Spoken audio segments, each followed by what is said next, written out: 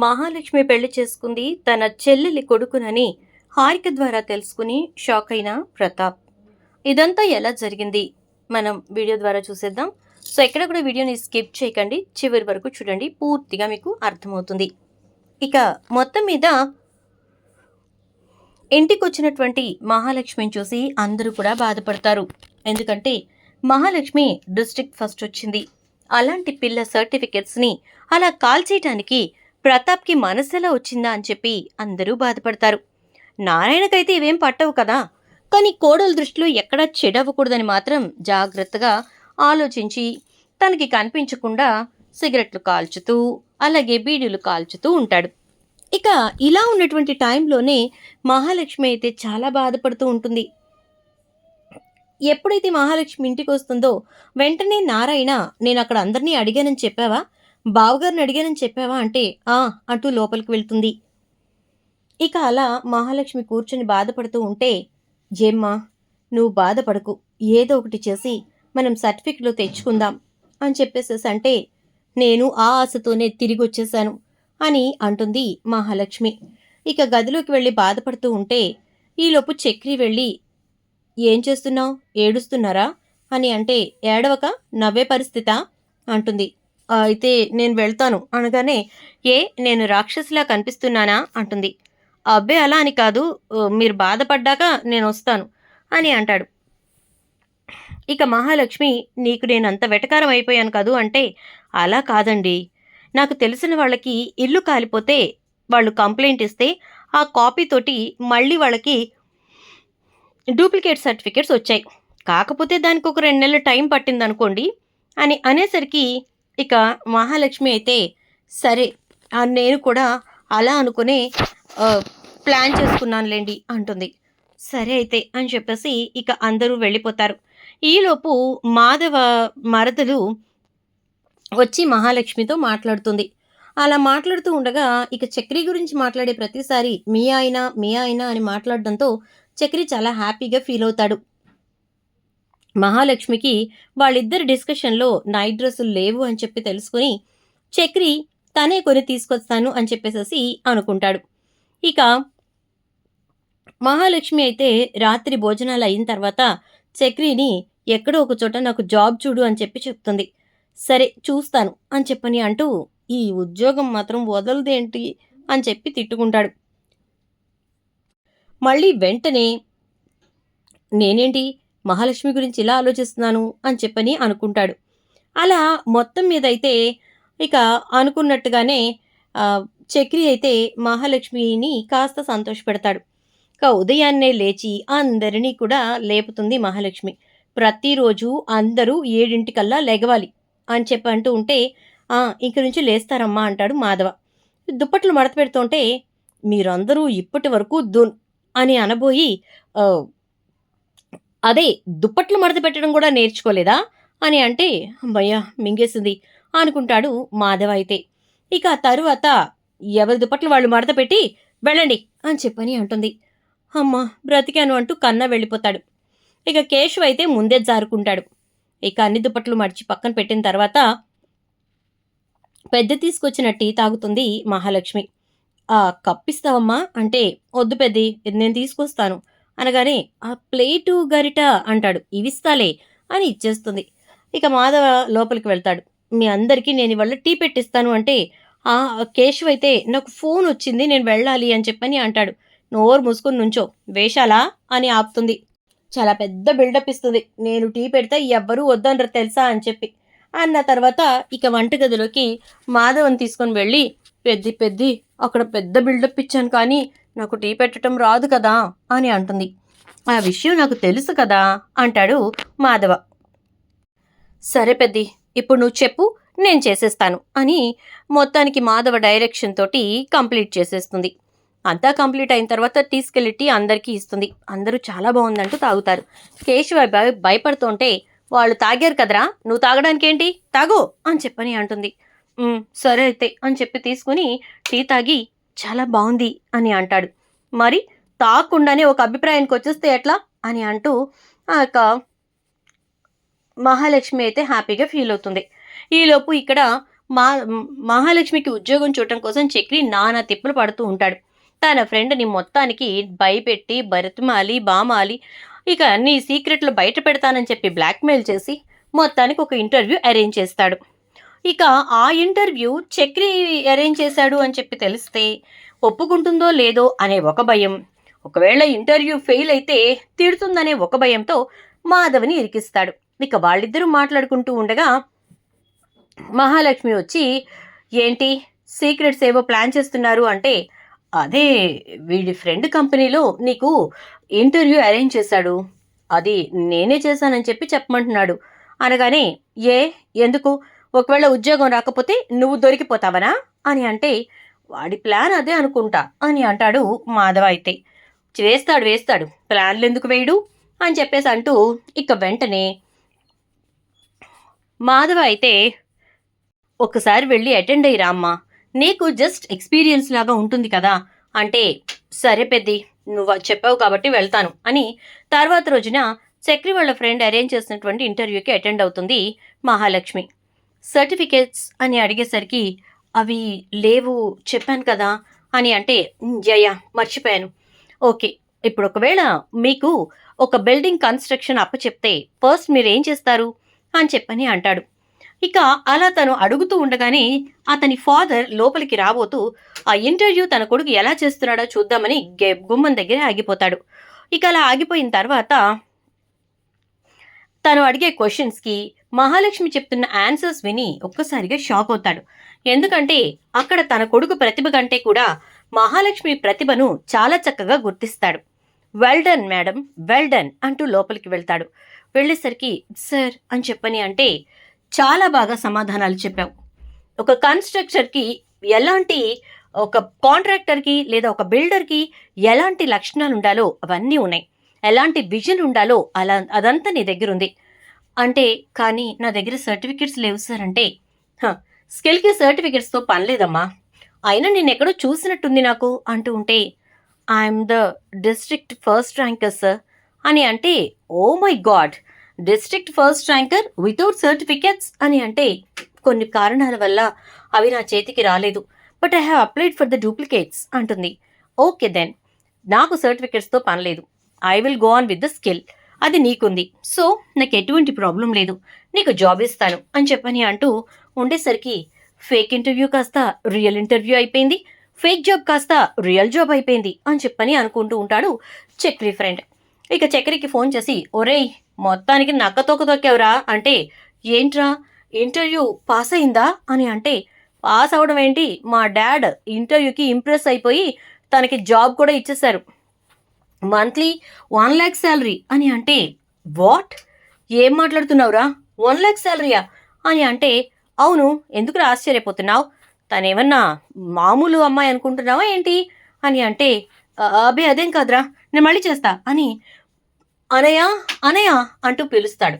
ఏంట్రా చక్రి ఏమైంది అంటే, మహాలక్ష్మి ఇంటర్వ్యూ సెలెక్ట్ అయిపోయిందంట అనగానే, మంచిదే కదా అంటూ ఉంటే, నెలకి జీతం 1,00,000 రూపాయలంట అన్నయ్య అనగానే, అనుకున్నాన్రా, మహాలక్ష్మి జాతకమే అంత, ఖచ్చితంగా కొడుతుంది గట్టిగా అనుకున్నాను, కొట్టింది అని చెప్పానంటే, అన్నయ్య ఇక్కడ నువ్వు ఒక విషయం అర్థం చేసుకోవట్లేదు, నేను సంపాదించేదంతా మహాలక్ష్మి సంపాదించేదంతా అనగానే, నాన్న వీడికి ఈగో వచ్చింది అని అంటే, ఒరే ఆ పిల్ల చదువుకున్న పిల్ల, నీకు చదువు ఉందా, చేతిలో చక్రం తప్ప, నోరు మూసుకొని డ్రైవింగ్ చేసుకోరా, ఆ పిల్లకి అడ్డం కొట్టడం కానీ, నీ జీతం ఎక్కువ నా జీతం తక్కువ అని అంటం కానీ, ఏదైనా ఇబ్బంది కలిగించడం కానీ చేశావో అంటాడు నారాయణ.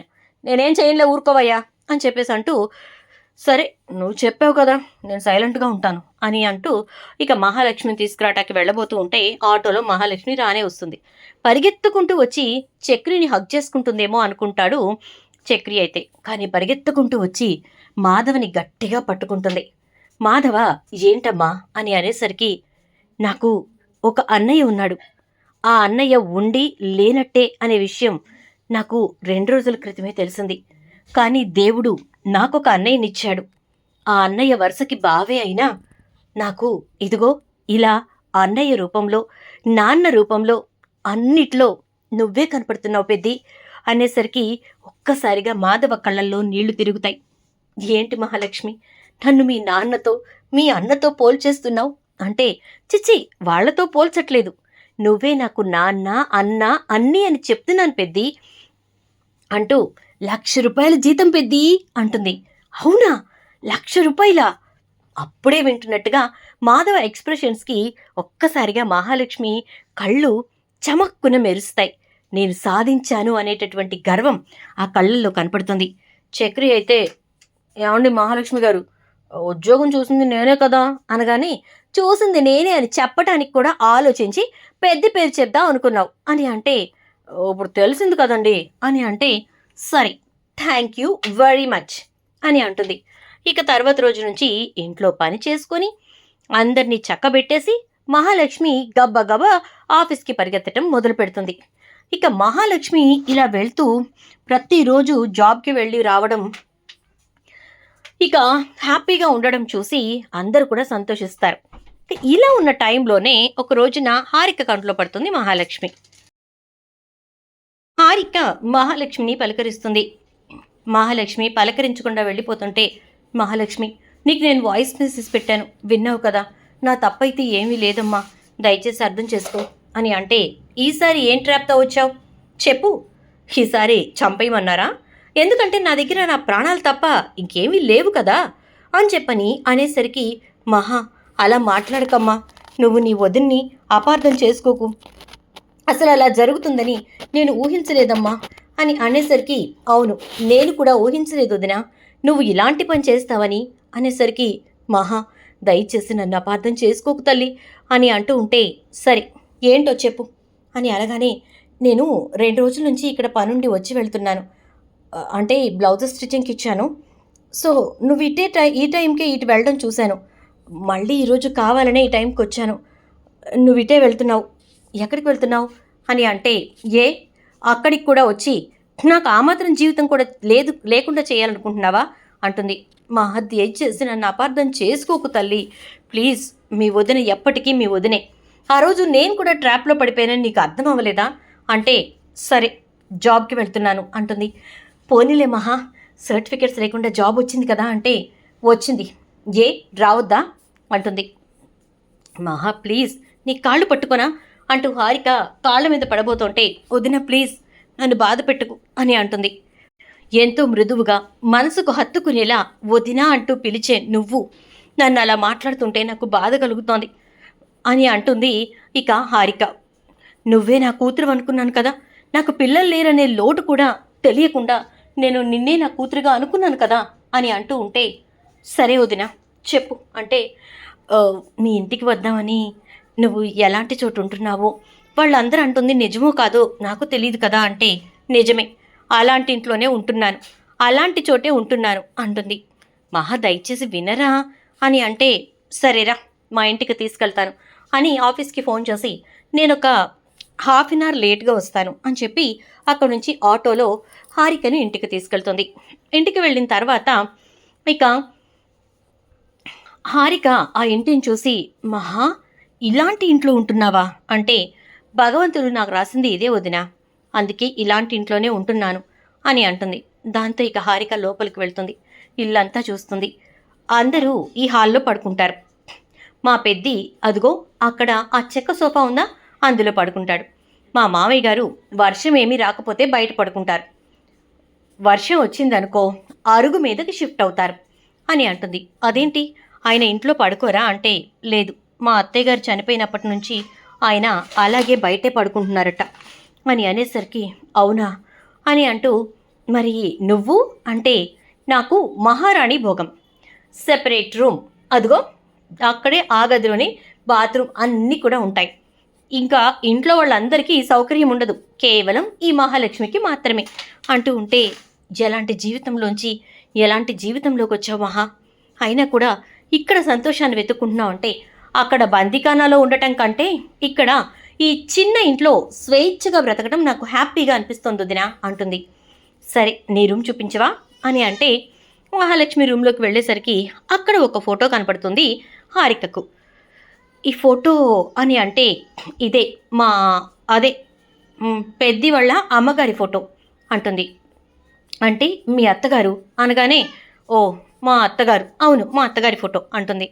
ఆ ఫోటో చూస్తూ ఒక్కసారి ఆ ఫోటో ఇటు అని చెప్పి చూసి, ఈ ఫోటో ఎక్కడో చూశాను మహా, నాకు గుర్తుకు రావట్లేదు, చూశాను, బాగా చూశాను అంటూ ఇక వెంటనే హారికకు ఏదో గుర్తుకొస్తుంది. ఇక తన ఫోన్ తీసుకుని ఆ ఫోటో తీసుకుంటుంది. సరే నేను వెళ్ళొస్తాను అని ఇంకా గబగబా హారిక ఇంటికి వెళ్తుంది. ఇంటికి వెళ్ళిన తర్వాత ఇక ప్రతాప్ దగ్గరికి వెళ్ళి, మామయ్య గారు ఏమీ అనుకోనంటే ఒక్కసారి మీ చెల్లెలి ఫోటో చూపించరా అంటుంది. ఎందుకమ్మా, గడిచిపోయిన గతాన్ని మళ్ళీ గుర్తు చేస్తావా, గాయాన్ని మళ్ళీ రేపుతావా అంటే, కాదు మామయ్య గారు, మీ గాయానికి మందు రాద్దామని అని అంటే, ఏం మందు రాస్తావు, లేని నా చెల్లెలికి నువ్విప్పుడు ఎలాంటి గాయాన్ని మాన్పే ప్రయత్నం చేస్తావు అని అంటే, గాయం మీకు జరిగింది, ఆ గాయాన్ని మాన్పే ప్రయత్నం నేను చేస్తాను, ఒక్కసారి ఫోటో చూపించండి అనగానే ఫోటో చూపిస్తాడు ప్రతాప్. ఈలోపు లలిత కూడా వస్తుంది, ఆది వస్తాడు. ఇక తన ఫోన్లో ఉన్న ఫోటో చూపించేసరికి, ఈ ఫోటో నీకెక్కడిది అంటాడు ప్రతాప్. మహాలక్ష్మి వాళ్ళ ఇంట్లో ఉంది అనగానే, వాళ్ళ ఇంటికి వెళ్ళావా అంటాడు ఆది. అవును వెళ్ళాను, అసలు నా ఆడపడుచు ఎలాంటి పరిస్థితుల్లో ఉందో చూడటానికి వెళ్ళాను, ఎలాంటి ఇబ్బందులు పడుతుందో, ఎలా సంతోషంగా ఉందో లేదో చూడటానికి వెళ్ళాను, తను చాలా సంతోషంగా ఉంది, మహారాణిలా ఉంది అని చెప్పని అంటూ ఆ ఇంట్లోనే తన గదిలోనే ఈ ఫోటో ఉంది, నాకు ఈ ఫోటోని ఇక్కడ చూసిన గుర్తు, అందుకే ఫోటో తీసుకొచ్చానంటే, తను నా చెల్లెలు, ఎవరిని పెళ్లి చేసుకుందో ఏంటో కూడా మాకు తెలీదు, మా నాన్నని ఎదిరించి నేను ఒక అతన్ని ప్రేమించాను, అతనితోనే వెళ్ళిపోతున్నాను, నా కోసం వెతకకండి అని చెప్పి ఉత్తరం రాసి వెళ్ళిపోయింది.